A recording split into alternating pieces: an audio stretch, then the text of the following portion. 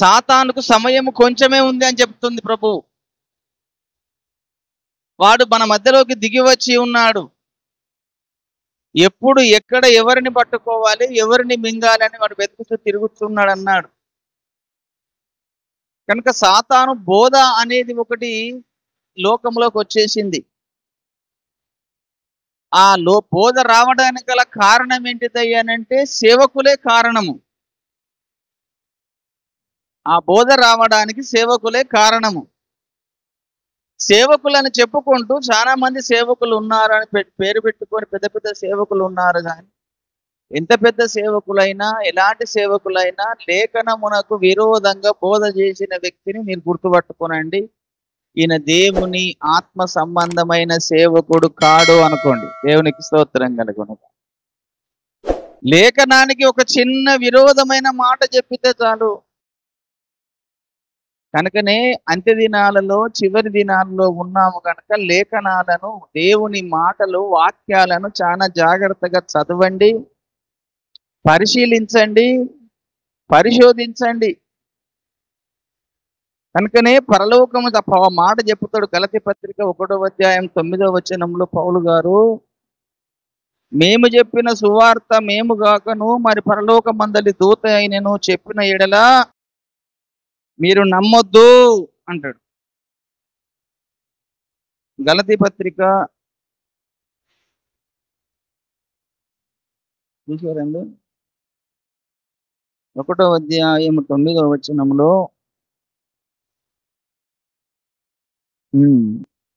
ఆ మాట చదువుతున్నాను చూడండి. మేమేది వరకు చెప్పిన ప్రకారము ఇప్పుడును మరలా చెప్పుచున్నాము, మీరు అంగీకరించిన సువార్త గాక మరి ఒకటి ఎవడైనను మీకు ప్రకటించిన ఎడల వాడు శాపగ్రస్తుడవును గాక. ఇప్పుడు నేను మనుషులను దయను సంపాదించుకొని చూచుచున్నానా, దేవుని దయను సంపాదించుకొని చూచుచున్నానా? నేను మనుషులను సంతోషపెట్టగోరుచున్నానా? నేను మనుషులను సంతోషపెట్టగోరుచున్నానా? నేను ఇప్పటికి మనుషులను సంతోషపెట్టువాడనైతే క్రీస్తు దాసుడను కాకపోవుదును అన్నాడు. చూశారండి, నేను చేసే సువార్త పని మనుషులను సంతోష పెట్టాలని సువార్త చేసినట్టయితే నేను క్రీస్తు దాసుడనే కాను అంటాడు. కనుక ఆ పౌలు గారి యొక్క సువార్త విషయంలో ఎప్పుడు ఆయన మనుషులను సంతోష పెట్టే అటువంటి పరిచర్య చేయలేదు. ఈ రోజుల్లో చాలా మంది సేవకులు బయలు వెళ్ళి ఉన్నారు. మనుషుల ముందు గొప్పవారు అనిపించుకునే విధంగా, మనుషులను సంతోషపరిచే విధంగా రకరకాలుగా పరిచర్య ధర్మాన్ని జరిగించుకుంటున్నారు. కానీ మనుషులను చెప్పే సువార్త చేసి మనుషుల చేత మెప్పు పొందించుకునే అటువంటి వ్యక్తులకు పరలోకంలోకి వెళ్ళిన తర్వాత దేవుని దగ్గర ఉంటుంది వారికి. ఏమిరా, నువ్వు మనుషులను కోరావు కదా, నన్ను నువ్వు సంతోషపరచలేదు కదా అడుగుతాడు దేవుడు. ఎందుకు అనంటే, నేను రాయించిన మాటలు నువ్వు ప్రజలకు చెప్పకుండా మనుషుల మెప్పు కొరకు, మనుషుల సంతోషం కొరకు నీ ఇష్టమైనట్టు నువ్వు బోధ చేసావు కదరా అడుగుతాడు. కనుకనే అట్టివారట శాపగ్రస్తులైతారట. ఆ కింది వచ్చిన 11లో చెప్తాడు, సహోదరులారా, నేను ప్రకటించిన సువార్త మనుషుని యోచన ప్రకారమైనది కాదని మీకు తెలియజెప్పుచున్నాను. మనుషుల వలన దాన్ని నేను పొందలేదు, నాకెవడను దాన్ని బోధింపలేదు, కానీ యేసుక్రీస్తు బయలుపరచబడవలనని అది నాకు లభించినది. దేవునికి స్తోత్రం కలుగునుగా. యేసుక్రీస్తే నాకు ఆ సువార్తను బోధించాడు, కానీ నాకు ఏ మనుషుడు సువార్త చెప్పలేదు అని పౌలు గారు చాలా చక్కగా ఈ గలతీ సంఘానికి ఆ విషయాలను తెలియజేశాడు. 8వ వచనములో, మేము మీకు ప్రకటించిన సువార్త గాక మరి యొక్క సువార్తను మేమైనను పరలోకములో నుండి వచ్చిన యొక్క దూత అయినను మీకు ప్రకటించిన ఎడల అతడు శాపగ్రస్తుడగును అన్నాడు. దూతలు వచ్చి కూడా సువార్త చేస్తారండి? అంటే చేస్తారనే కదా పౌలు గారు కూడా చెప్పింది. దూతలు వచ్చి సువార్త చేయలేదా? సాతాను సువార్త చేయలేదా? అవ్వమ్మకి ఏమైనా సాతాను సువార్త చేసిండు? దేవుడేమో మీరు చచ్చిపోతారంటే సాతాను వచ్చి ఏం చెప్పిండు? ఏమన్నారమ్మా? సావనే సావరా అని చెప్పాడు కదా. ఆ? మీరు సావనే సావరని చెప్పాడు కదా. అంటే దేవుని మాటను పక్కకు పెట్టించి వాని యొక్క మాటను వాడు ప్రకటించాడు కదా. అంటే అలాగనే దూతలు కూడా కొన్ని కొన్ని సందర్భంలో దయ్యాలు కూడా సువార్త చేసినాయి. ఉదాహరణకు పౌలు గారు వెళ్తున్నాడు, పూతన దయ్యం ఏం మాట్లాడుతుంది పౌలు గారిని చూసి? అయ్యా, ఇతడు సర్వోన్నతుడైన దేవుని సేవకుడు, ఇతడు మీకు రక్షణ మార్గమును తెలియజెపుతాడు అన్నది కదా. దయ్యమే మాట్లాడింది కదా. మాట్లాడిందా మాట్లాడలేదా? మత్తయి సువార్త అపోస్తల కార్యం 16వ అధ్యాయము 16వ వచనం చూడు ఒకసారి. అపోస్తల కార్యం 16:16.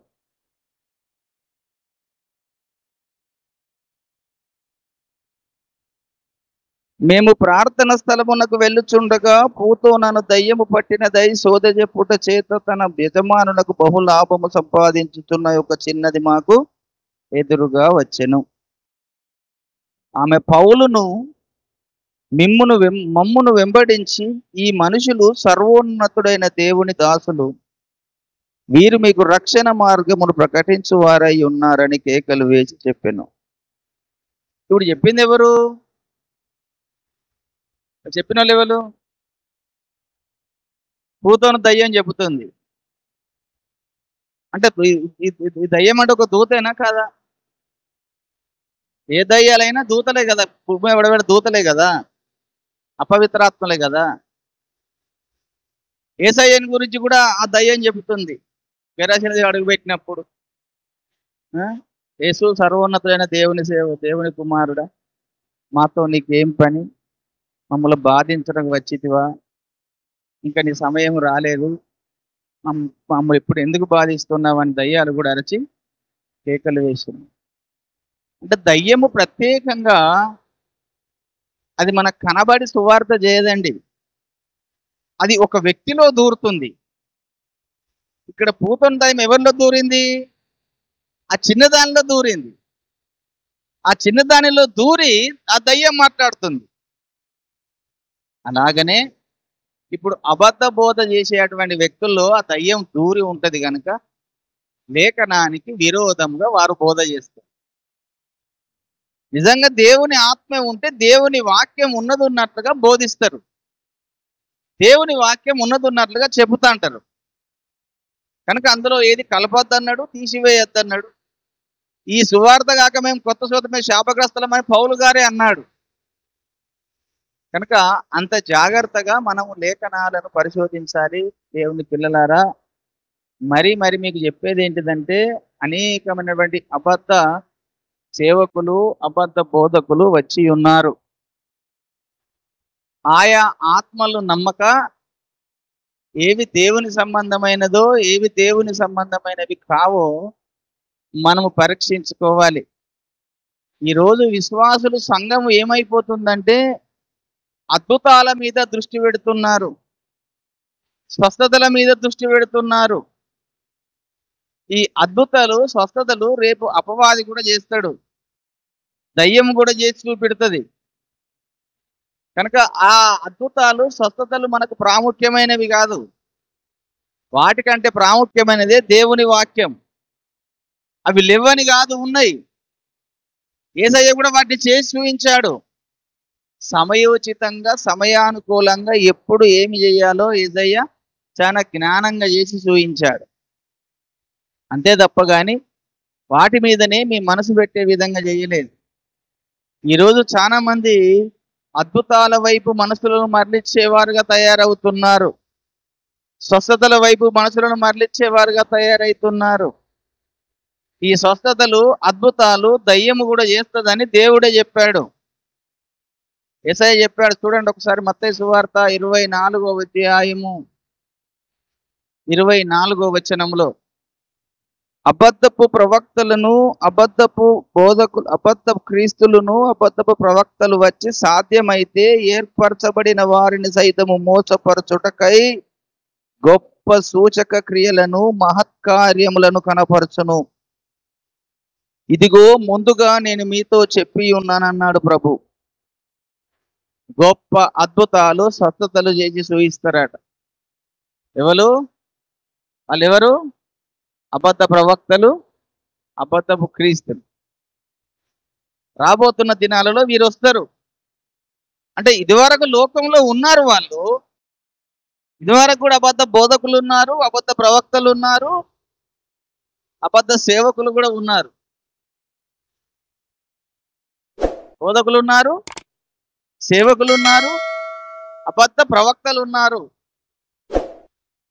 అని నేను కదా వాక్యమే చెబుతుంది. మొదటి యోహాను పత్రిక 4వ అధ్యాయం 1వ వచనం చూడండి. మొదటి యోహాను పత్రిక 4 1వ వచనంలో, ప్రియులారా, అనేకులైన అబద్ధ ప్రవక్తలు లోకములోకి బయలు వెళ్ళి ఉన్నారు కనుక ప్రతి ఆత్మను నమ్మక ఆయా ఆత్మలు దేవుని సంబంధమైనవో కావో పరీక్షించుడి అన్నాడు. మనకి అప్పచెప్పిండు, మీరు పరీక్షించుకోండి అని. 2వ పేతురు పత్రిక 2వ అధ్యాయం 1వ వచనం. 2వ పేతురు పత్రిక 2వ అధ్యాయం 1వ వచనం. మరియు అబద్ధ ప్రవక్తలు ప్రజల్లో ఉండిరి, అటువలనే మీలోనూ అబద్ధ బోధకులుందురు అన్నాడు. మీలో ఎవరుంటారు? అబద్ధ బోధకులు ఉంటారు, అబద్ధ ప్రవక్తలు ఉంటారు. అంటే దేవుడు మనకే అప్పచెప్పిండు, మీరు పరీక్షించండి. ఎట్లా పరీక్షించుకోవాలి? ఏ విధంగా పరీక్షించుకోవాలి అని అంటే, లేఖనమే మనకు ప్రాముఖ్యము, వాక్యమే మనకు ప్రాముఖ్యము. ఆ వాక్యమును ఉన్నది ఉన్నట్లుగా బోధించే వ్యక్తులైతే అది దేవుని సంబంధమైన ఆత్మ. ఎందుకంటే దేవుని ఆత్మ దేవుని సంగతులను బయలుపరుస్తుంది అన్నాడు.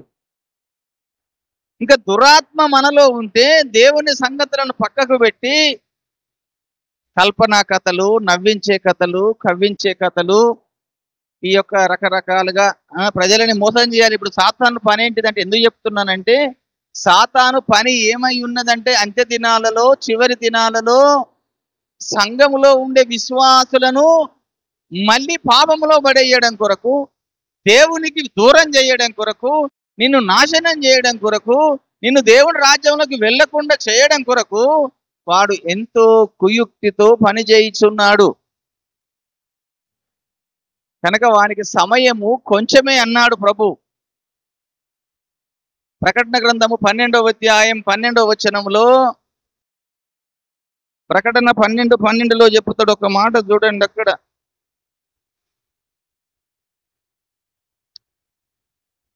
అందుచేత పరలోకమా, పరలోక నివాసులారా ఉత్సాహించుడి, భూమి సముద్రమా మీకు శ్రమ, అపవాది తనకు సమయము కొంచెమేనని తెలుసుకొని బహు క్రోధము గలవాడై మీ యొద్దకు దిగివచ్చి ఉన్నాడని చెప్పాను.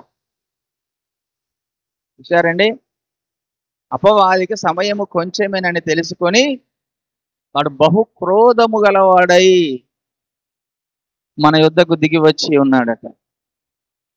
సాతాను క్రోధముతో ఉన్నాడు, కోపంతో ఉన్నాడు. ఎందుకు క్రోధంతో ఉన్నాడు, కోపంతో ఉన్నాడంటే, ఈ భూమి అంతా వాని వశంలోనే ఉన్నది. భూమి మీద అధికారం అంతా వాని వశంలోనే ఉన్నది. ఈ భూమి మీద మనుషులందరూ వానికి నమస్కారం చేయాలని వాని యొక్క ఉద్దేశం, వానికి సాగిలపడాలని, వాని ఆరాధించాలని, పూజించాలని వాని యొక్క ఉద్దేశం. కానీ మనం ఏం చేస్తున్నాము? వానికి ఆరాధన చేయడం లేదు, వాని పూజించడం లేదు, వాని మొక్కడం లేదు. వాని పక్కకు పెట్టేసి మనం జీవము గల దేవుణ్ణి కనుగొన్నాము, మనల్ని సృజించిన సృష్టికర్తను కనుగొన్నాము. మనకు జీవాన్ని ఇచ్చిన దేవుణ్ణి మనం కనుగొన్నాము. ఆయనని మాత్రం మనం ఆరాధిస్తున్నాము, ఆయన గణపరుస్తున్నాము, ఆయన మయపరుస్తున్నాము గనక నా లోకములో ఉండుకుంటూ మీరు ఆ పరలోకంలో ఉన్నటువంటి వ్యక్తిని మీరు ఆరాధిస్తారా, గణపరుస్తారా, మీరు ఆయనకి మొక్కుతారా అనుకొని మన మీద వాడు కక్షగట్టి ఉన్నాడు. ఇది అంతర్గతంలో జరిగేటువంటి విధానము. మన ఆత్మకు పోరాటం జరుగుతుంది, శరీరానికి పోరాటం జరుగుతుంది. కనుక మనము వాని లోకంలో, అంటే ఈ లోకం వాంది కాదు కానీ మరి లోకంలో పడేసిండు దేవుడు. కనుక వాడు ఈ లోకం మీద అధికారం ఉన్నప్పుడు వాని పక్కకు పెట్టేసి ఆ విశ్వ చక్రవర్తి, విశ్వలోకానికి రాజు అయినటువంటి దేవుణ్ణి ఆరాధిస్తుంటే వాడు మన మీద కోపం పెంచుకొని నిన్ను ఆరాధించకుండా చేయాలి, నిన్ను గణపరచకుండా చేయాలి, నిన్ను దేవుని రాజ్యంలోకి పోకుండా చేయాలి, నిన్ను నరకానికి, నాతో పాటు నరకానికి తీసుకురావాలి అన్న పోరాటంతో, ఉద్దేశంతో వాడు మన మీద దాడి చేస్తున్నాడు.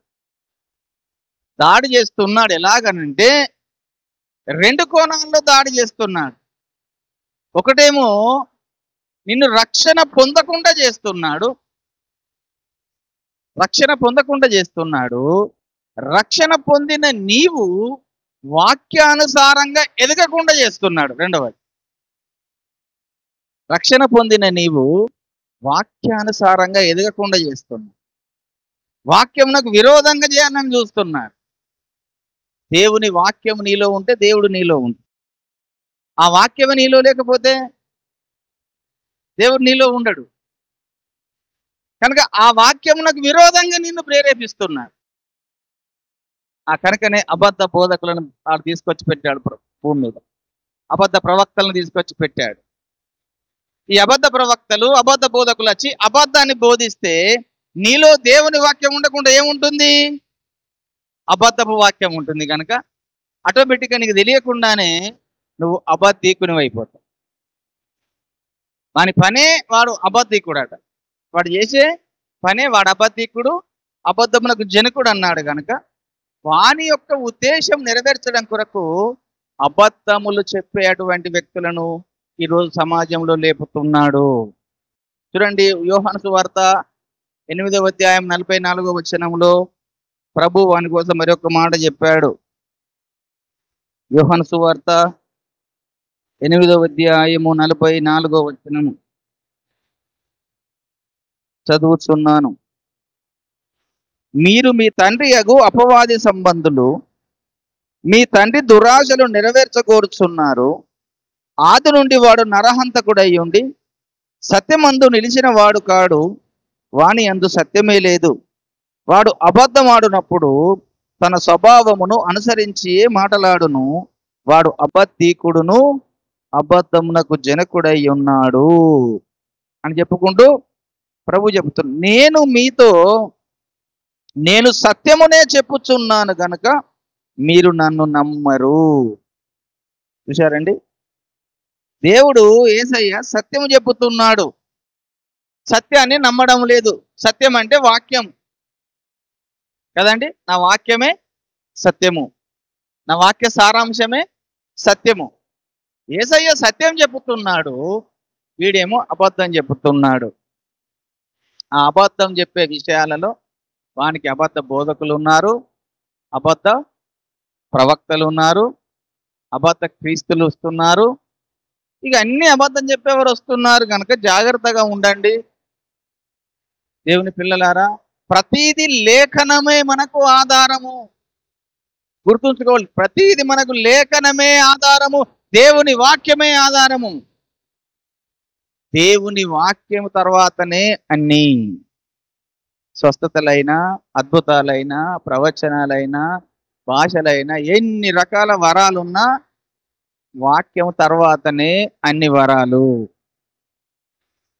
అంతే తప్ప కానీ వాక్యమును పక్కకు పెట్టి నేను అద్భుతాల వైపు పరిగెడతాను, నేను స్వస్థతల వైపు పరిగెడతానంటే రేపు వాడు కూడా అనేకమైన అద్భుతములు చేసి ప్రజల మధ్య చూపిస్తాడు, అనేకమైన స్వస్థతలు చేసి చూపిస్తాడు. ఆకాశములో నుంచి భూమి మీదకి అగ్ని దిగి వచ్చే విధంగా చేస్తాడట. ఒక దినమున ఏలియా ఆకాశంలో నుంచి అగ్ని దిగి వచ్చే విధంగా చేసినట్టుగా వాడు కూడా ఆకాశంలో నుంచి అగ్ని దిగి వచ్చే విధంగా చేస్తాడట. అప్పుడు సంఘమంతా ఏమైపోతుంది? ప్రజలు ఏమైపోతున్నారు? ఓ, ఈయన గొప్ప వ్యక్తి వచ్చిండు, విషవా ఏలియా లెక్క ఆకాశంలో నుంచి అగ్ని దించిండు అని పరిగెత్తుకొని అతని వైపు పరిగెత్తే విధంగా చేస్తుంటా అంటారు.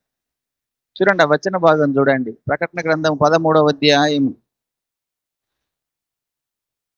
ప్రకటన గ్రంథం 13వ అధ్యాయము.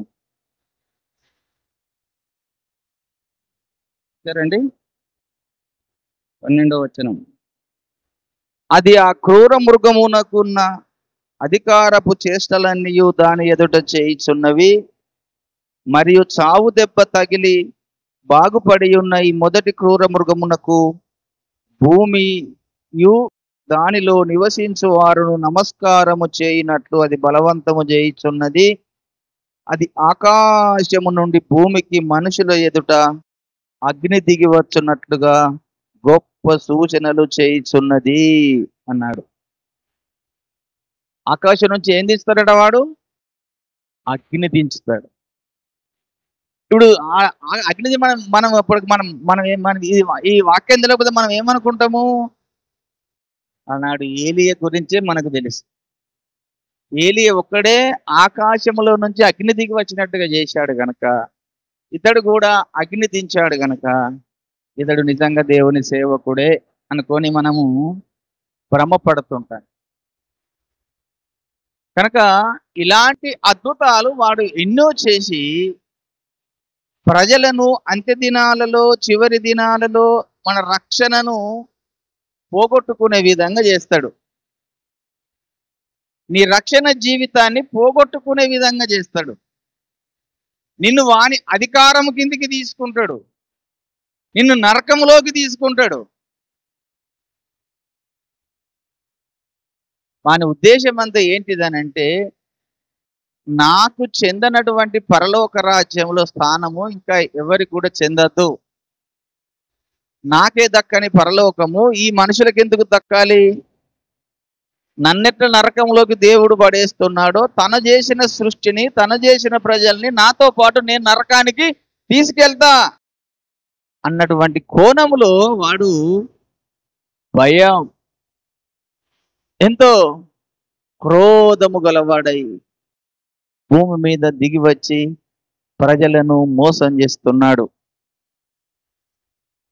అందుకే రెండు కారణాలు. ఒకటేమో నిన్ను రక్షణ పొందకుండా చేసే పని వాంది.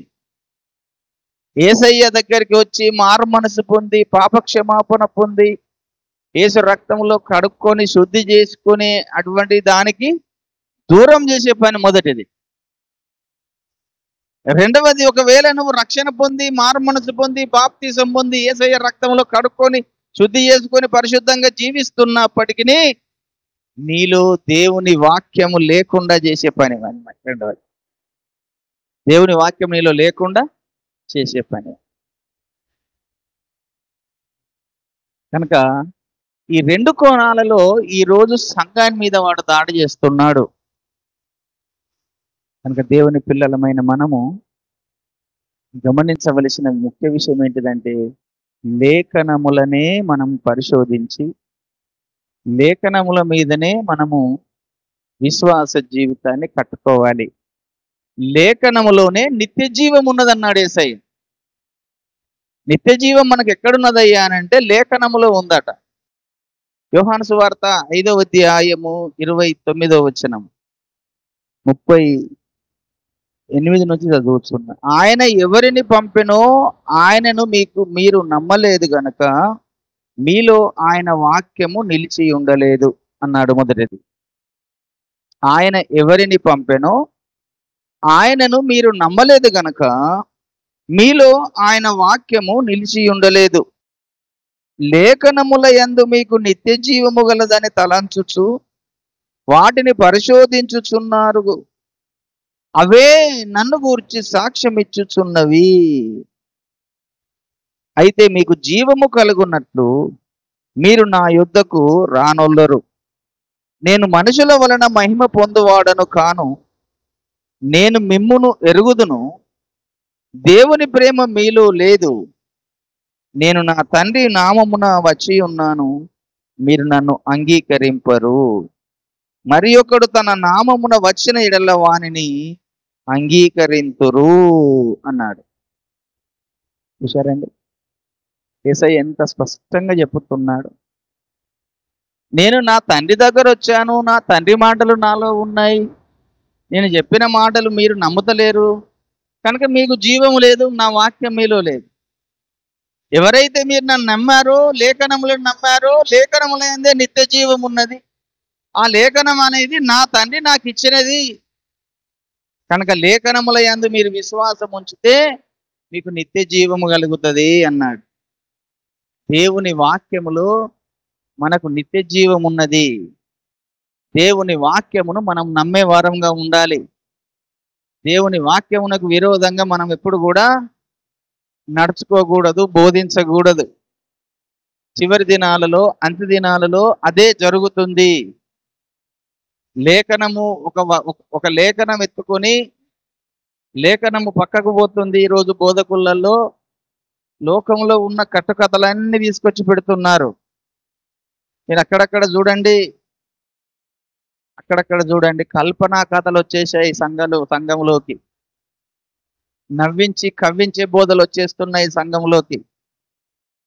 సత్యమైన వాక్యము కరువైపోతుంది, లేఖనానుసారమైన బోధ తక్కువైపోతుంది, లేఖనమునకు విరోధమైన బోధ వచ్చేస్తుంది. కారణం ఏంటిదయ్యానంటే సాతానుడు తన యొక్క పరిచారకులను భూమి మీద ఎన్నుకొని ఆ పరిచారకుల ద్వారా సంఘమును గలిబిలి చేసే పరిస్థితి ఎదురవుతుంది. సంఘం అంతా గలిబిలైపోతుంది, లేఖనం పక్కకు పోతుంది. కల్పనా కథలు వచ్చే సంఘములో సేవకులు చెప్పుతుంటే ఏది నమ్మాలో ఏది నమ్మకూడదన్నటువంటి గలిబిలితనం వచ్చేసింది సంఘంలోకి. అది సేవకుల్లోకి కూడా గలిబిలితనం వచ్చేసింది. కనుకనే ఏ సేవకుడు చెప్పినా మాటలు నమ్మద్దు. అందుకే చెప్పాను, సేవకులు చెప్పినా నమ్మే రోజులు కాదు ఇది, ప్రవక్తలు చెప్పినా నమ్మే రోజులు కాదు ఇవి. ఎందుకంటే అబద్ధ ప్రవక్తలు వచ్చారన్నాడు, అబద్ధ బోధకులు వచ్చారన్నాడు. అబద్ధ ప్రవక్తలు చెప్పినా నమ్మద్దు, సేవకులు చెప్పినా నమ్మద్దు. కానీ ఈ పరిశుద్ధ గ్రంథమును చెప్పిన మాట నమ్మండి. దేవునికి స్తోత్రం కలుగును.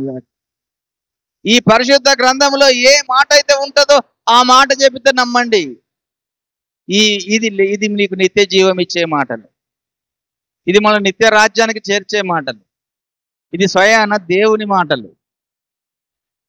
కనుక ఈ మాటలకు విరోధంగా చెప్పే అటువంటి వారు, అందుకని నా నామమును కాక మరి ఒక్కడు వచ్చి చెప్పిన మీరు నమ్ముతారంటే ఎవడాడు? అపవాది మాటలకే ఎక్కువ మన దురద చెవులు పెట్టి వింటున్నామండి. ఒక సత్యము చెప్పితే సత్యమును ఎవరు నమ్మడం లేదు. ఒక అబద్ధం చెప్పగానే అబద్ధమునకు పరిగెడుతున్నారు ఈ రోజులలో. సాతాను కూడా పరిచారకులు లోకములో ఉన్నారట. 2వ కొరింథీ పత్రిక 11వ అధ్యాయం 14వ వచనము. ఇది ఆశ్చర్యము కాదు, సాతాను తానే వెలుగుదూత వేషము ధరించుకొని ఉన్నాడు కనుక వాని పరిచారకులను నీతి పరిచారకుల వేషము ధరించుకొనుట గొప్ప సంగతి కాదు, వారి క్రియల చొప్పున వారికి అంతము కలుగును అన్నాడు. దేవుని సంగమా, దేవుని పిల్లలారా, సాతానుడు కూడా నీతి పరిచారకుల వేషము ధరించుకొని సేవకులమే అని బయలువెళ్ళి వచ్చి ఉన్నారు. కనుక వారు నిజమైన సేవకులు అయినట్టయితే సత్యాన్ని బోధిస్తారు. అబద్ధ సేవకులైతే అబద్ధాన్ని బోధిస్తారు. కనుకనే పౌలు గారు అన్నాడు, అప్పుడు ఎప్పుడో చెప్పాడు, అయ్యా ఇది ఆశ్చర్యం కాదు, సాతాను వెలుగుదూత వేషము ధరించుకొని వాడు నీతి పరిచారకుల వేషం వలె, సేవకుల వలె, ప్రవక్తల వలె వచ్చి ఉన్నాడు. జాగ్రత్త జాగ్రత్త అని మనకు ముందుగాలే రాయించి పెట్టాడు. ఈ రోజులలో అది ఎక్కువైపోతున్నాయి. లేఖనానికి విరోధంగా వచ్చే బోధ ఘోరంగా బోధ వచ్చేస్తుంది. అసలు వచ్చే ఉంది. పౌలు కాలం నాటికే వచ్చాయి. పౌలున్న కాలంలోనే, యేసుప్రభు ఉన్న కాలంలోనే వచ్చేసింది. యేసుప్రభు కంటే ముందున్న ప్రవక్తలు కూడా అబద్ధ ప్రవక్తలు పెంచి పోషించారు, వచ్చారు చాలా మంది ప్రవక్తలు. దేవుడు ప్రవక్తలే అబద్ధ ప్రవక్తల్ని పెంచి పోషించి సాతానుడు అపోస్తలు దొంగ అపోస్తలు కూడా వచ్చి ఉన్నారన్నాడు. సేవకులు కూడా దొంగ సేవకులు వచ్చి ఉన్నారన్నాడు. కనుక అబద్ధ బోధకులు ఉన్నారు, అబద్ధ పరిచారకులు ఉన్నారట. ఇక్కడ చెప్పుకున్నటువంటి మాటలు అదే కదా. వాని పరిచారకులు నీతి పరిచారకుల వేషము ధరించుకొని ఉన్నాడు అన్నాడు. సాతాను కూడా పరిచారకులు ఉన్నారు, వాని పని చేసేవారు. దేవుడు ఏదైతే తన కొరకు ఒక యథార్థవంతులుగా సత్యమైన ప్రవక్తలను ఏర్పాటు చేసుకుంటే, సత్యమైన ప్రవక్తలకు విరోధముగా వాడు అబద్ధ ప్రవక్తలను తయారు చేశాడు.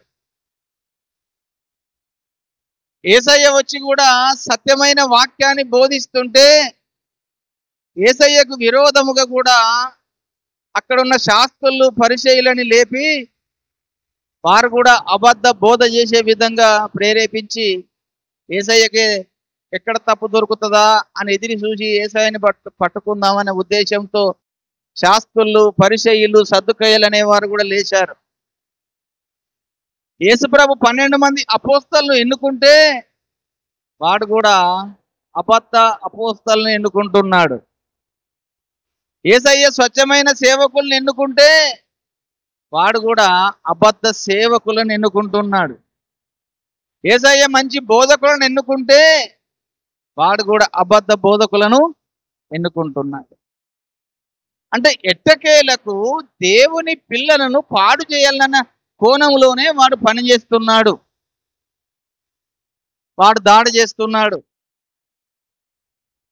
గమనించండి దేవుని సంగమా, సత్యము చెప్పే కాడ సంఘాలలో ప్రజలని వాడు ఉండనీయడు. మీరు బాగా గమనించండి. సత్యమైన వాక్యము ఎక్కడైతే ఏ సేవకుడైతే చెప్తాడో ఆ సేవకుని దగ్గరికి విశ్వాసం రానియడు వాడు. ఎందుకంటే మన మనసు డైవర్ట్ చేసి అద్భుతాల మీదికి, స్వస్థతల మీదికి పోనిచ్చి అక్కడికి కొన్ని లక్షల మందిని తీసుకెళ్తాడు. ఎందుకంటే వాళ్ళ మనసులలో నింపేది ఏంటిది? అద్భుతాలు, స్వస్థతలు. అవి నింపేస్తాడు, వాటి మీద మనసు దాడి చేస్తా అంటాడు. ఇప్పుడు రేపు వాడు వచ్చి కూడా వాడు అలాంటి చేసినప్పుడు ఆటోమేటిక్గా వాని వశంలోకి వెళ్ళిపోవడం కూడా. ఈరోజు సంఘము కూడా ఎలాగ తయారైందంటే, మనకు పాపం పోవాలని చూద్దామా, రోగం పోవాలని చూద్దామా? మనకి ఏది పోతే క్షేమము? రోగం పోతే క్షేమా, పాపం పోతే క్షేమా?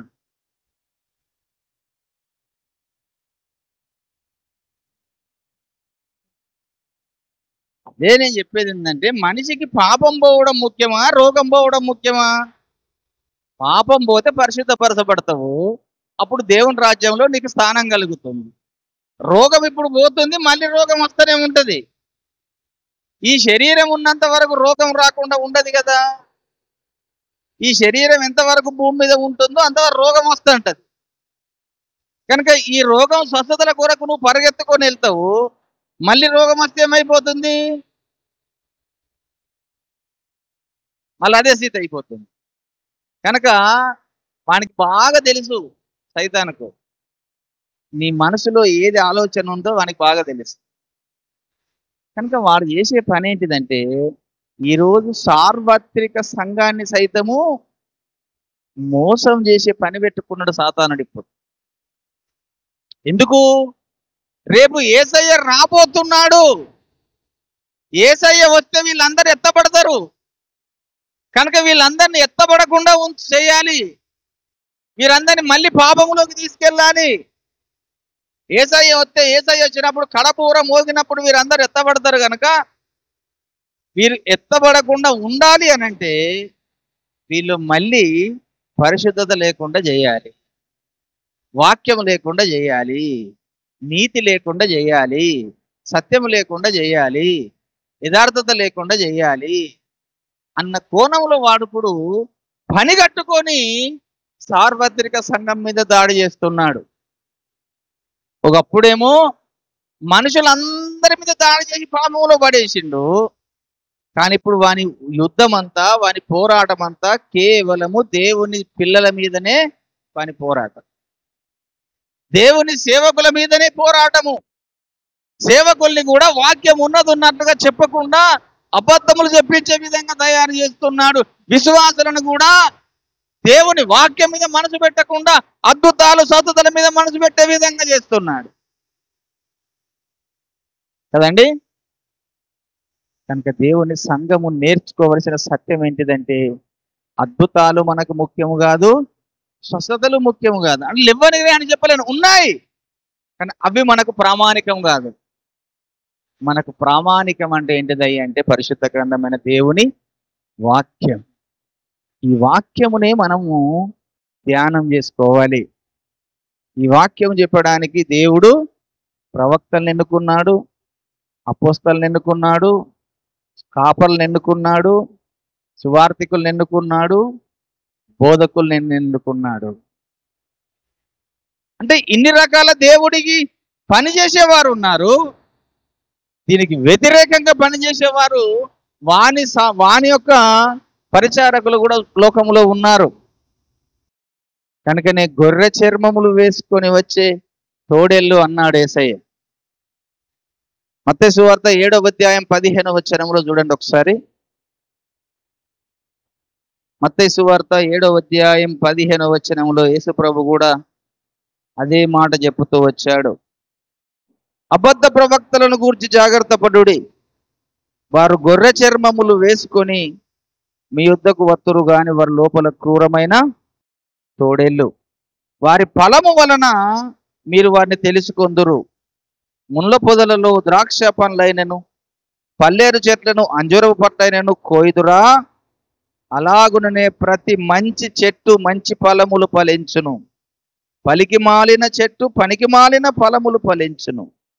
మంచి చెట్టు కాని ఫలములు ఫలింపనేరదు, పనికి మాలిన చెట్టు మంచి ఫలమును ఫలించనేరదు.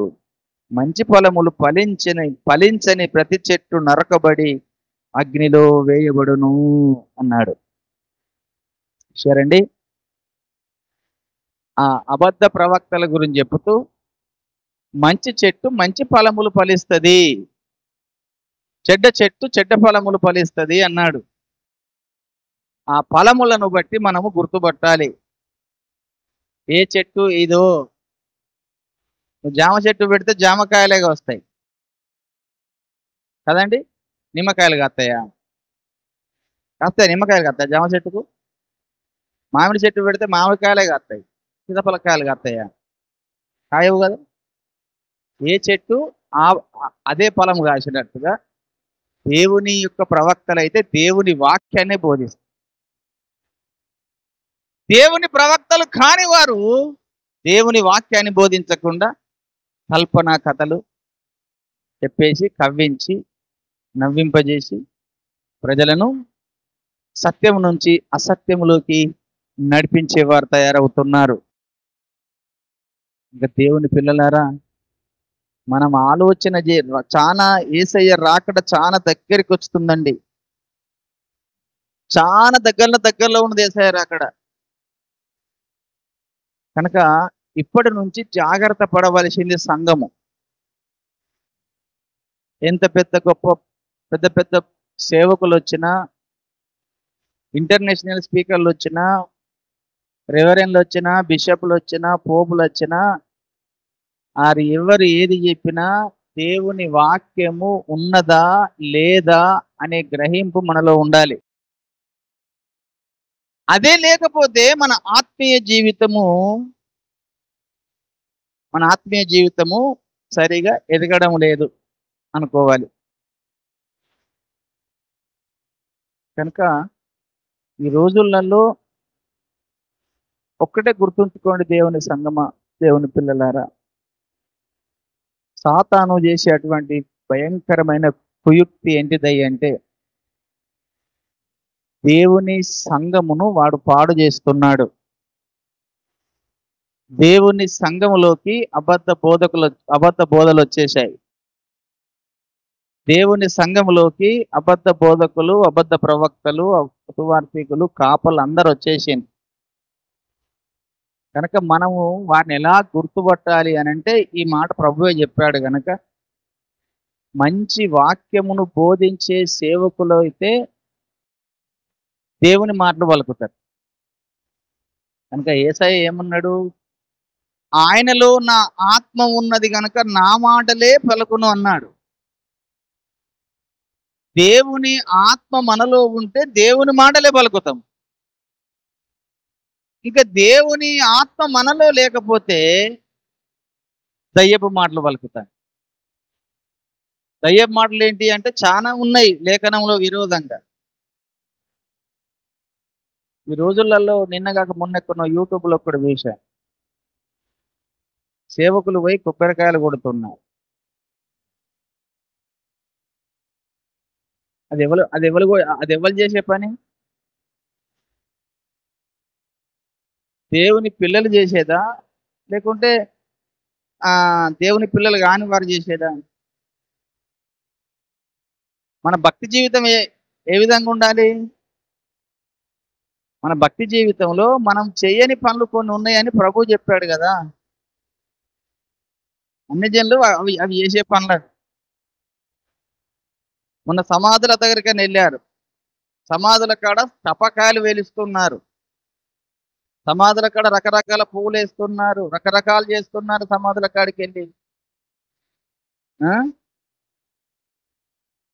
ఆడ సమాధి కాడ ఏముంటది? చచ్చిపోయి 10 సంవత్సరాలు అయిపోయింది. ఇప్పుడు ఉదాహరణ చెప్పుతున్నాం, 3 సంవత్సరాలు అయిపోయింది. మందిని కన్నా మన మధ్యలో రోయినక్కనే అనుకున్నాము. చచ్చిపోయి 2 సంవత్సరాలు అయిపోయింది. ఇప్పుడు శరీరం కాస్త ఎప్పుడో మట్టిలో అయిపోయింది. కేవలం అందులో ఎముకలు మాత్రం మిగిలి ఉన్నాయి. ఆడికి పోయి ఆడ పువ్వులేసి ఆడ క్యాండిల్ పెట్టి ఆడ వెలిగిస్తే ఏమైనా ఎముకలు చూస్తాయా, లేకుంటే ఇంకేమన్నా చూస్తాయా? అక్కడ ఏం చూస్తాయండి? ఆడికి కొంటపోయి ఇంకో అప్పాలు కొంటపోతున్నారు, గారెలు కొంటపోతున్నారు, రకరకాల పూలు కొంటపోతున్నారు, స్వీట్లు కొంటపోతున్నారు. ఏం భక్తి ఎక్కడికి పోతుంది? దేవుని యొక్క పిల్లలకు ఏం భక్తి నేర్పిస్తున్నాం మనము? అది చేయొచ్చు అసలు మనము? ఎవరైనా చేసిండ్రా అట్లా? అపోస్తలు చేసిండ్రా? ప్రవక్తలు చేసిండ్రా? ఇంకేమైనా చేసిండ్రా? వారు ఎవరు చేయలేదు. కానీ ఈ రోజుల్లో దేవుని పేరుని చెప్పుకొని సాతాను సమాజపు సంఘంలో చొరబడ్డది కనుక అది చేయాలి, ఇది చేయాలి. ఈ రోజట ప్రథమ ఫలముల పండుగలు అని చెప్పి, కోతకాల పండుగ అని చెప్పి కొన్ని సంఘాలలో ఇదొక్కటి పెట్టింది. ఆ పండుగలన్నీ ఇశ్రాయేలుకి ఇచ్చిన పండుగలు. మన కోతకాల పండుగ లేదు, పునరుత్థాన పండుగ లేదు, ప్రథమ ఫలముల పండుగ లేదు. ఏ పండుగలు మనకి ఇచ్చిన అవన్నీ క్రీస్తులో అయిపోయినాయి. అంటే ఏమైపోతుంది సంఘము దేని మీద కట్టబడుతుంది? సత్యములో కట్టబడుతుందా, అసత్యములో కట్టబడుతుందా? సమాధుల దగ్గరికి వెళ్ళి సమాధుల కాడ అది పెట్టి ఇది పెట్టి టపాకాలంతా వేసి ఓడ డ్యాన్స్ ఇంకా పూలేసి అవి వేసి ఇవి వేసి రకరకాలు చేస్తుంటే దేవుడు నిన్ను చూసి ఏమనుకుంటాడు? సాతానేమో నవ్వుకుంటది. అరే పిచ్చోడా, ఆడ ఏమి లేదురా, ఆ ఆత్మ చక్కగా పరదేశంలో ఉండి విశ్రాంతి తీసుకుంటుంది. మన ఆత్మలు పోయేమో అట్టి ఎండిపోయిన ఎముకలు ఉన్నాయాడా? ఆ ఎముకల దగ్గరికి వెళ్ళి నువ్వు ఇంత పెడితే ఏం ప్రయోజనం ఆడా? కదండి. సమాధుల పండుగను ఒకటి చేసింది. ఇక రకరకాలుగా సంఘములో సాతాను క్రియలు వచ్చి సంఘమును వాక్యమునకు విరోధముగా తయారు చేస్తున్నారు. సంఘాలలో రకరకాల దేవుని లేఖనములో లేని తీసుకొచ్చి పెట్టి ప్రజలను అసత్యములోకి మార్చేసే స్థితిగతులు ఏర్పడుతున్నాయి. జాగ్రత్త కలిగి ఉండండి దేవుని పిల్లలారా. మనకి ఏది చేసినా నువ్వు లేఖనానికి విరోధంగా ఏ పని కూడా చేయకూడదు. నువ్వేదన్నా లేఖనానికి విరోధంగా చేసితివా నీకు తెలియకుండానే ద్రాక్ష చెట్టు తోటలో ఉండవలసిన నీవు, ద్రాక్ష ఫలముగా ఉండవలసిన నీవు కారు ద్రాక్షగా మారిపోతావు. మంచి ద్రాక్షగా ఉండవలసిన ఏమైపోతావు? కారు ద్రాక్ష అయిపోతావు. అంటే అర్థం ఏంటిది? దేవుని సన్నిధి నుంచి తొలగిపోయి సాతాను సన్నిధికి వెళ్ళిపోతావు. అదే చెప్పాడు కదా యెషయా గ్రంథం 5వ అధ్యాయంలో, నేను ఒక మంచి ద్రాక్ష తోట వేసి తిని కదండి, అవి పండ్లు కాసే కాలం నేను ఎదురు చూడగా అవి మంచి ఫలములు కాయకుండా కారు ద్రాక్షలు కాసినాయి అంటాడు కదా. వచ్చిన భాగం చూడండి. దేవుడు బాధపడకుండా చెప్పినటువంటి మాట. యెషయా గ్రంథం 5వ అధ్యాయము 1-2 నుంచి, నా ప్రియుని గురించి పాడదను వినుడి, అతని ద్రాక్ష తోటను బట్టి నాకు ఇష్టమైన వాటిని గురించి పాడదను వినుడి. సత్తువ భూమి గల కొండ మీద నా ప్రియుని ఒక ద్రాక్ష తోట ఉండెను. ఆయన దాన్ని బాగుగా త్రవ్వి రాళ్లను ఏరి అందులో శ్రేష్టమైన ద్రాక్ష తీగలు నాటించెను. దాని మధ్యను బురుజొకటి వేయించి ద్రాక్ష తొట్టిని తొలిపించెను. ద్రాక్ష పండ్లు ఫలించవలనని ఎదురు చూచుచుండెను గాని అది కారు ద్రాక్షలు కాచెను. కావున యెరూషలేము నివాసులారా, యూదా వారలారా, నా ద్రాక్ష తోట విషయము నాకు న్యాయము తీర్చవలనని మిమ్మల్ని వేడుకొనుచున్నాను. నేను నా ద్రాక్ష తోటకు చేసిన దానికంటే మరేమి దానికి మీరు చేయగలరు? అది ద్రాక్ష పండ్లు కాయునని నేను కనిపెట్టినప్పుడు అది కారు ద్రాక్షలు కాయుటకు కారణమేమి అన్నాడు. దేవుడు మంచి ద్రాక్ష ఫలములు కావాలని ఎదురు చూస్తున్నాడు. నువ్వు మంచి ద్రాక్ష చెట్టు కావాలని ఎదురు చూస్తున్నాడు. నువ్వు మంచి ద్రాక్ష పట్టువల ఫలించాలని చూస్తున్నాడు.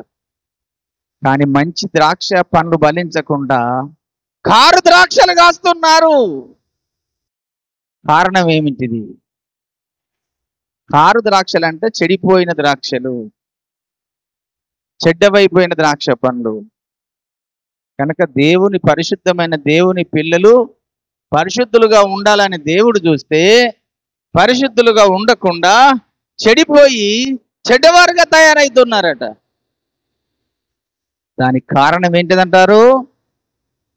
ఈ సాతాను తీసుకొచ్చి చెప్పే బోధ మనలోకి సంఘంలోకి వచ్చేసి చిత్రమైన కథలు చేస్తారు సంఘాలలో. ఇప్పుడు చిత్రమైన కథలు జరుగుతున్నాయి సంఘాలలో. విశ్వాసులకు ఏమి నేర్పిస్తున్నాం మనము?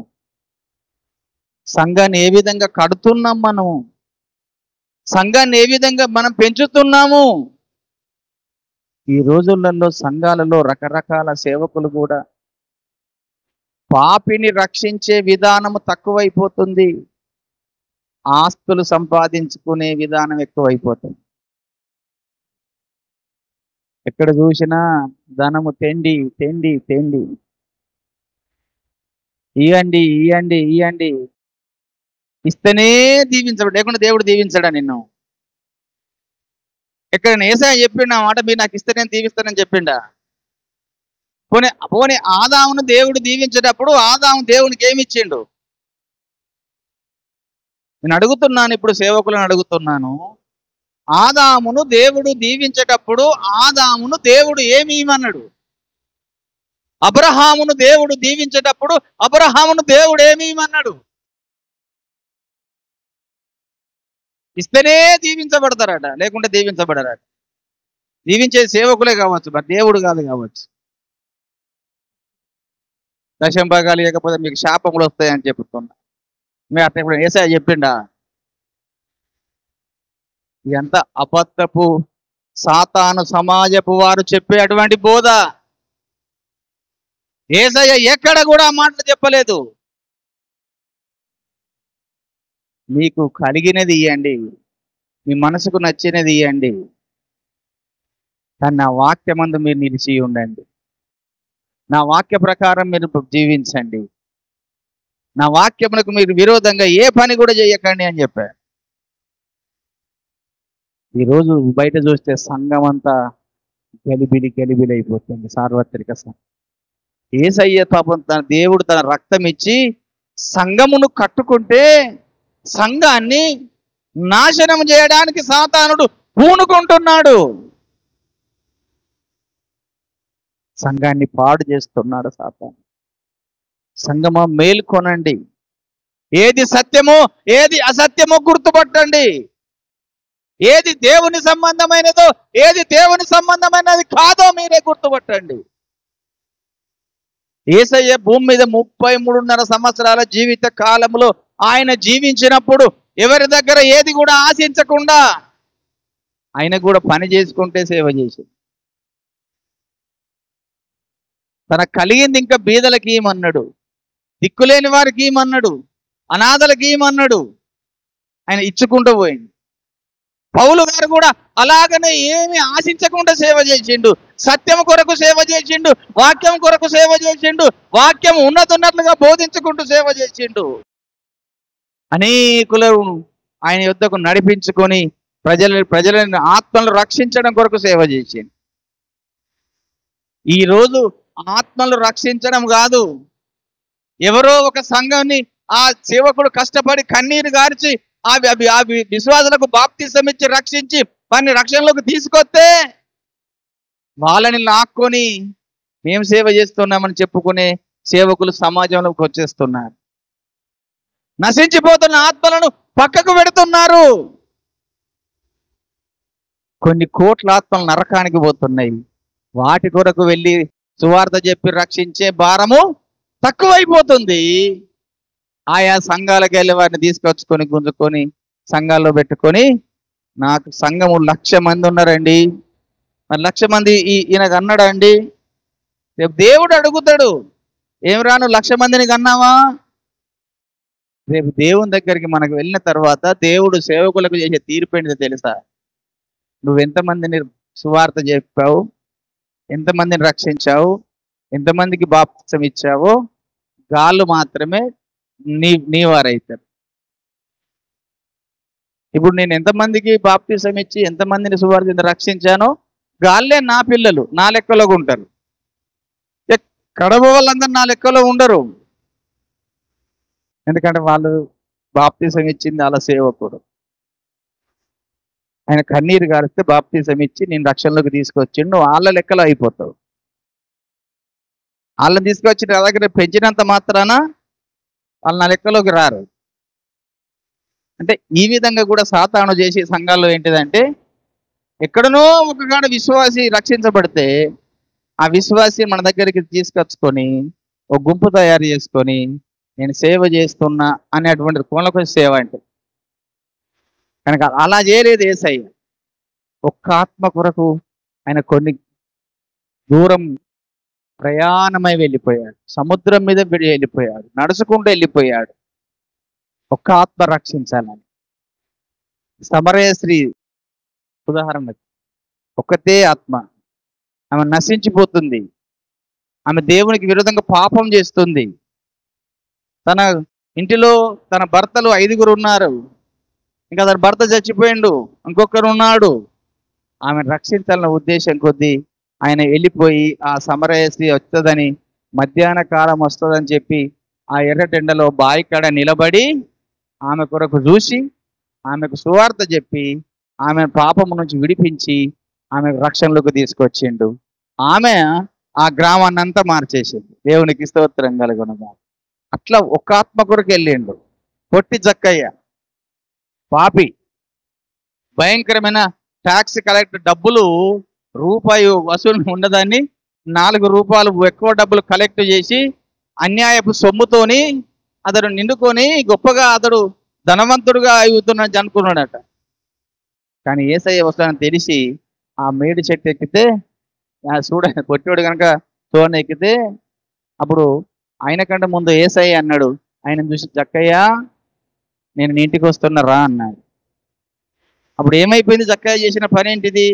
ఆ మాట వినగానే, అయ్యా నేను అన్యాయంగా తీసుకున్న సంపాదనలో 4 అంతలు మళ్ళీ వాళ్ళకు చెల్లిస్తానయ్యా అని తీర్మానం చేసుకొని మారు మనసు పొంది తను చేసిన తప్పంతా ఒప్పుకొని పాపమంతా ఒప్పుకొని పశ్చాత్తాపపడ్డాడు. అప్పుడు అన్నాడు, ఇతడును అబ్రహాము కుమారుడే అని రక్షణలోకి తీసుకున్నాడు. అదే విధంగా 38 సంవత్సరాలు కోనేటి దగ్గర ఉన్నటువంటి ఒకే ఒక ఆత్మ,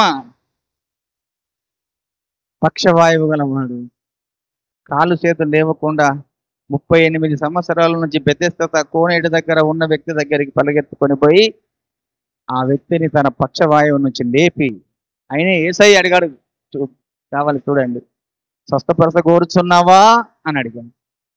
అయ్యా నన్నెవరు అన్న దించడానికి నాకెవరు లేరయ్యా, నేను దిగేలోపు ఎవరో ఒకరు దిగుతున్నారు, బాగా అయిపోతున్నారు అనగానే నువ్వు లేచి నీ పాపాలు క్షమించబడ్డాయి, పరిపెత్తుకొని వెళ్ళమన్నాడు. అంటే అట్లా యేసయ్య చేసిన పరిచర్యలో గెరాసీల దేశంలో దయ్యాలు పట్టిన వాడు 2000 దయ్యాలు పట్టిన వాడు ఉన్నాడు. దయ్యాలు పట్టిన వాని దగ్గరికి రాత్రంతా సముద్రం మీద ప్రయాణమై చేసి వచ్చాడు. ఆయన ఆ సముద్రం ఒడ్డున దిగగానే ఆ సమాధిలో ఉన్నవాడు కేకలేసుకుంటూ యేసయ్య దగ్గరికి వెళ్ళాడు. వెళ్ళేమంటున్నాడు, నజరేయుడైన దేవుని కుమారుడవైన యేసు, మాతో నీకేం పని, వీడికి ఎందుకు వస్తున్నావు ఇప్పుడు, ఇంకా నీ సమయం రాలేదే, మమ్మల్ని బాధించడానికి వస్తున్నావా నీవు అని కేకలేసుకుంటూ ఆ దయ్యం పట్టిన వాడు వెళ్ళాడు కదండి. అప్పుడు ఆ పేరు అడిగి ఆ దయ్యాన్ని నిల్లగొట్టి ఆ పాపిని రక్షించాడు. అంటే యేసయ్య ఏమో ఒక నశించిపోతున్న ఆత్మల కొరకు పరుగెత్తుకొని వెళ్ళి ఆ ఆత్మలు దేవుని రాజ్యంకు చేర్చడానికి సువార్త చేస్తే, ఈ రోజులలో ఆ నశించిపోతున్న ఆత్మలు పక్కకు పోతున్నాయి. రక్షించబడ్డ విశ్వాసులని సంఘములో చేర్చుకొని మా సంఘం పెద్దగా అని చెప్పి రకరకాల అటువంటి విధానంలో తీసుకెళ్తున్నారు. వాళ్ళని సత్యము నుంచి అసత్యములోకి నడిపించే సేవకులు, బోధకులు వచ్చేశారు.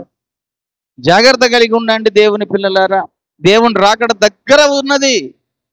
అటు ఇటు పరిగెత్తుకొని మీ విశ్వాస జీవితాలను చెరిపేసుకోకండి. వాక్యం మీద మీ జీవితాలు కట్టుకునే విధంగా స్థిరంగా ఉండండి. అంటే వాళ్ళ సేవకు ఇప్పుడు నడుస్తున్న సేవ చూడండి, పేతురు గారి సేవ చూడండి, పౌలు గారి సేవ విధానం చూడండి, అపోస్తలు చేసిన సేవ కానీ, యేసయ్య చేసిన సేవ కానీ, ప్రవక్తలు చేసిన సేవకులేమో ఒక ఆత్మలు రక్షించాలన్న భారంతో వారు సేవ చేశారు. ఇప్పుడు మనం ఏం చేస్తున్నాము? అది పక్కకు పోతుంది. కనుక ఏది వ్యక్తులనైనా కానీ మీరు పై రూపాలు చూసి, అద్భుతాల వైపు చూసి, ఆశ్చర్య వైపు చూసి, ఆడ దేవునికి విరోధమైనటువంటి వాక్యమునకు విరోధంగా బోధ చేస్తే బోధను మీరు కనిపెట్టండి, గ్రహించండి. ఆ వాక్యము లేఖనానికి విరోధంగా ఉంటే అక్కడనే విడిచిపెట్టిరండి. లేఖనం ప్రకారం ఉంటే ఇది నిజంగా దేవుని పరిశుద్ధ ఆత్మ దేవుని బోధ అన్న కోణంలో మనం సంఘాన్ని కట్టేవారమై ఉండాలి, సంఘాన్ని బలపరిచేవారమై ఉండాలి. కనుక లేఖనమే మనకు ఆధారము. రాకడను గురించి చాలా రకరకాల అభిప్రాయాలు వస్తున్నాయి. కొంతమంది చిప్ వస్తుంది అంటున్నారండి. దేవుడేమైనా చక్కగా ముద్ర వస్తుందని రాసి పెట్టాడు, చిప్ వస్తుంది. అమెరికాలో వచ్చేసిందట, రకరకాల వేరే మన దేశంలో రాలేదట, ఇంకా మన దేశంలో కూడా వస్తుందని చెప్తున్నాడు ఆ బోధకుడు ఒక ఆయన. అయ్యా అది ప్రపంచవ్యాప్తంగా ఒకేసారి వస్తుంది, దేశాన్ని ఒక్కసారి రాదు. అబద్ధ క్రీస్తు వచ్చినప్పుడు ప్రపంచ రాజుగా ఉన్నప్పుడు వాడంతా ఒక్కటేసారి ఇంప్లిమెంటేషన్ చేస్తాడు మొత్తం ప్రపంచం అంతటికి అని అట్లా రకంగా రకరకాల బోధలు వస్తుంది. ముద్ర విషయంలో బోధలు వస్తుంది, రకరకాల బోధ వస్తుంది. ఇద్దరు సాక్షుల విషయాల్లో బోధ వస్తుంది, వ్యతిరేకమైన బోధ వస్తుంది. ఆ తర్వాత 1000 ఏళ్ల పరిపాలనలో ఇప్పుడే అంటున్నారు, అదొక రకమైన విరుద్ధమైన బోధ వస్తుంది. ఇంకా తర్వాత సంఘము శ్రమల కాలంలో ఉండది, ఎత్తబడుతుందని రకరకాల బోధ వచ్చేస్తుంది. అంటే రకరకాల బోధలు సంఘములోకి వచ్చి సొరబడ్డాయి. దేవుని సంఘమా, దేవుని పిల్లలారా, మనమే గ్రహించుకోవడానికి దేవుడు మనకి అవకాశం ఇచ్చిండు. యేసయ్య రాకడ గురించి ఏమేమి బోధ చేసిండో ఆ బోధ చదివితే రాకడ విషయాలు తెలుస్తుంది. మత్తయి సువార్త 24వ అధ్యాయం కానీ, మార్కు సువార్త 13వ అధ్యాయం కానీ, లూకా సువార్త 21వ అధ్యాయం కానీ చదివితే ఆయన రాకడను గురించి విషయాలు మనకు తెలుస్తాయి. తెస్సలోనికీ రాసిన పత్రిక చదవండి, దానియేలు గ్రంథం చదవండి, ప్రకటన గ్రంథం చదవండి. చదివితే ఆయన రాకడను గురించి విషయాలు మనకు ముందుకాల తెలుస్తుంటాయి. ఈ సందర్భాలు, ఈ గ్రంథాలు మనకు ఇప్పుడు సంఘానికి తెలియవలసిన అత్యవసరమైనటువంటి విధానం ఏంటిదంటే ప్రకటన గ్రంథాన్ని ఎక్కువగా చదవండి. అందులో రాకడ విషయాలు చాలా క్లుప్తంగా దేవుడు చెప్పాడు. తర్వాత దానియేలు గ్రంథం చదవండి. ఆ తర్వాత 3 సువార్తలు చదవండి. మార్కు సువార్త 13, లూకా సువార్త 21, మత్తయి సువార్త 24. అవి చదవండి. పత్రికలలో కూడా 2వ తెస్సలోనిక పత్రిక 2వ అధ్యాయం చదవండి. తెస్సలోనిక రాసిన పత్రిక మొదటి పత్రిక 5వ అధ్యాయం చదవండి. 2వ పేతురు పత్రిక 3వ అధ్యాయము 3వ అధ్యాయం చదవండి. అంటే పత్రికల్లో కూడా కొన్ని అక్కడక్కడ పరిశుద్ధతో రాయించి పెట్టాడు రాకడను గురించి. చదివితే మనము లేఖనము చదివి మీ లేఖనం ప్రకారం మన విశ్వాస జీవితాన్ని కట్టుకోనండి. అప్పుడు నీవు దేవుని వాక్యములో కట్టబడిన వ్యక్తివై, దేవుని వాక్యములో పెంచబడిన వ్యక్తివై, దేవునికి నిత్య జీవమునకు వారసుడయ్యే వ్యక్తిగా నీవు తయారవుతావు. ఇంకా అక్కడ స్టేజ్ మీద ఉండి ఏ పెద్ద పెద్ద రెవరెన్లు చెప్పినా, బిషపులు చెప్పినా, పోపులు చెప్పినా నువ్వు లేఖనం చూస్తావు కనుక నీకు అర్థమైపోతుంది. కనుక దేవుని సంగమా, సత్యం నేర్చుకుందాం, లేఖనములు పరిశోధించుదాం. ఎటు పడితే అటు మేము మనసులను పరిగెత్తనీయకండి. సాతానుడు కూడా సమయం వాని కొంచెమేనని తెలుసుకొని వాడు బహు క్రోధము గలవాడై వెతుకుచు తిరుగుచు మన మధ్యకు వచ్చి ఉన్నాడు. ఆయా ఆత్మలు నమ్మే రోజులు కాదు ఇవి. ప్రతిదీ లేఖనమే మనకు చాలా ప్రాముఖ్యమైనది. కనుకనే తండ్రి అయిన దేవుడు చేసిన బోధ పరిశుద్ధ గ్రంథంలో ఉంది, యేసయ్య చేసిన బోధ పరిశుద్ధ గ్రంథంలో ఉన్నది, పరిశుద్ధాత్మ దేవుడు చేసిన బోధ పరిశుద్ధ గ్రంథంలో ఉన్నది. ఆ ముగ్గురి బోధలు నేర్చుకోనండి. ఆ ముగ్గురి మాటలు మీరు చదివి నేర్చుకొని వాక్యం మీద మన విశ్వాస జీవితాన్ని కట్టుకుంటే మనము ఎప్పుడు కదల్చని వారుగా ఉంటాం, స్థిరముగా ఉంటాము. బండ మీద వేసిన పునాది మీద మనం కట్టబడతామంట. కనుకనే యేసయ్య అట్లా ఉన్నదనే ఒకడేమో ఇసుక మీద ఇల్లు కట్టిండు, ఒకడేమో బండ మీద ఇల్లు కట్టిండు. దీనికి కారణం ఏంటిది? ఇద్దరు ఇల్లే కడుతున్నారు, కానీ కట్టే విధానంలో వ్యత్యాసం ఉంది. ఒకడు ఇసుక మీద కట్టాడు, ఒకడు బండ మీద కట్టాడు. వర్షం పడ్డది, బాగా వర్షం పడ్డది, నీళ్ళన్నీ పరిగెత్తుకొని వస్తున్నాయి. అప్పుడు బండ మీద కట్టింది గట్టిగా ఉంటుందా, ఇసుక మీద కట్టింది మంచి గట్టిగా ఉంటుందా? ఇసుక మీద కట్టిందంతా ఇసుక అంతా కొట్టకపోతే నీళ్ళతోటి కూలిపోతాయి. బండ మీద కట్టింది స్థిరంగా ఉంటుంది కదండి.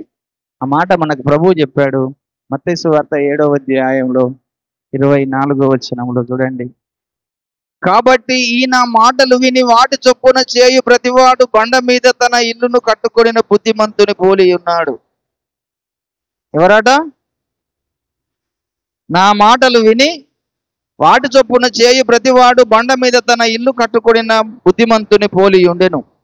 వాన కురిసెను, వరదలు వచ్చెను, గాలి విసిరి ఆ ఇంటి మీద కొట్టెను గాని పునాది బండ మీద వేయబడిన గనుక అది పడలేదు. మరియు ఈ నా మాటలు విని వాటి చొప్పున చేయని ప్రతివాడు ఇసుక మీద తన ఇల్లు కట్టుకొనిన బుద్ధిహీనుని పోలి ఉన్నాడు. వాన కురిసెను, వరదలు వచ్చెను, గాలి విసిరెను, ఆ ఇంటి మీద కొట్టెను, అప్పుడు అది కూలిపడెను, దాని పాటు గొప్పదని చెప్పెను. యేసు ఈ మాటలు చెప్పి ముగించినప్పుడు జనసమూహము ఆయన బోధకు ఆశ్చర్యపడుచుండిరి. దేవునికి స్తోత్రం కలుగును. అట్లా ఇసుక మీద ఇల్లు కట్టడానికి చాలా మంది ఉన్నారు ఈ రోజుల్లో. బండ మీద ఇల్లు కట్టేవారు కొందరే ఉన్నారు. ఆ బండ మీద ఇల్లు కట్టేవారే దేవుని వాక్యం ఉన్నట్లుగా బోధించేవారు. ఇసుక మీద ఇల్లు కట్టేవారు చాలా మంది ఉన్నారు. ఆ ఇల్లు కూలిపోతాయి. ఆ ఇల్లు మనమే, సంఘమే. గుర్తుంచుకోనండి, ఆ ఇల్లు ఎవరు? సంఘమే అన్నాడు. అందుకనే అది మనకి ఎబ్రీ పత్రిక 3లో చెబుతాడు. మనమే ఆయన ఇల్లు అన్నాడు కదా. కనుక సంఘమే ఆయన ఇల్లు, దేవుని ఇల్లు సంఘం. కనుక ఇసుక మీద కడితే కూలిపోతుంది, బండ మీద కడితే స్థిరంగా ఉంటుంది. కనుక మన ఇంటిని మనం ఎక్కడ కట్టుకుందాము? ఎక్కడ కట్టుకుందాం మన ఇంటిని? బండ అంటే ఏంటిది? క్రీస్తు. క్రీస్తే బండ. కనుక క్రీస్తు వాక్యం మీద మన ఇంటిని కట్టుకుంటే అది స్థిరంగా ఉంటుంది. దేవునికి ఇష్టమైన వ్యక్తిగా మనం తయారవుతాం. కొద్ది మాటలు దేవుడు దీవించును గాక. ప్రార్థన చేసుకుంటాం.